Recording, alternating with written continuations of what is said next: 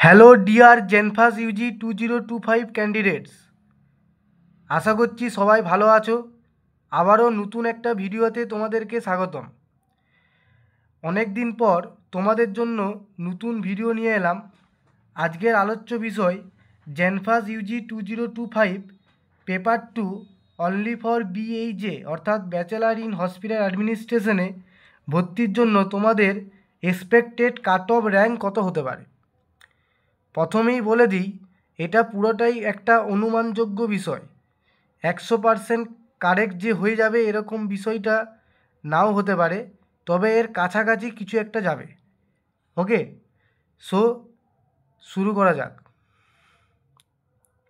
সবথেকে প্রথমে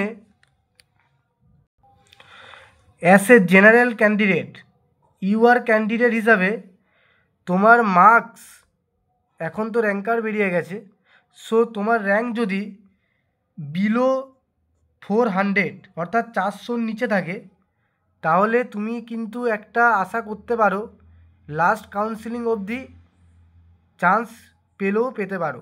কিন্তু যদি তোমার 300-র নিচে থাকে, তাহলে তুমি 99% শিওর থাকো অ্যাজ এ জেনারেল ক্যান্ডিডেট তুমি কিন্তু চান্স পেয়ে যাবে। ওকে, এরপরে আসছি আমরা ওবিসি বি। ওবিসি বি এর ক্ষেত্রে মোটামুটি 450-এর আশেপাশে যাদের র্যাঙ্ক হয়েছে তারা কিন্তু একটা আশা রাখতে পারো। এরপরে আসছি ওবিসি এর ক্ষেত্রে মোটামুটি 500-র আশেপাশে যাদের র্যাঙ্ক আছে তারা কিন্তু একটা আশা রাখতে পারো। এরপরে আসছি এসসি ক্যান্ডিডেটের কিন্তু নিয়ার অ্যাবাউট 900 থেকে 1000-এর কাছাকাছি পর্যন্ত যেতে পারে। তবে যাদের 800-র নিচে র্যাঙ্ক আছে তাদের মোটামুটি 99% শিওর। এরপর আসছি এসটি ক্যান্ডিডেটদের কিন্তু নিয়ার অ্যাবাউট 4000 থেকে 5000 র্যাঙ্ক পর্যন্ত কিন্তু চলে যায়। এটা কিন্তু পুরোটাই বিএমআর র্যাঙ্ক, কোনো কাস্ট র্যাঙ্ক নয়।